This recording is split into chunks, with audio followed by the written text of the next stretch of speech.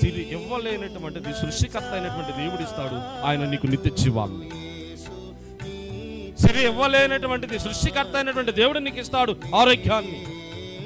సిరి ఇవ్వలేనటువంటిది సృష్టికర్త అయినటువంటి దేవుడు నీ పక్షాన నిలవబడి నీకు న్యాయము తీరుస్తున్నాడు. అందుకే అమ్మివేయండి, అమ్మివేసి మీరు ఇతరులకు ధర్మము చేయండి.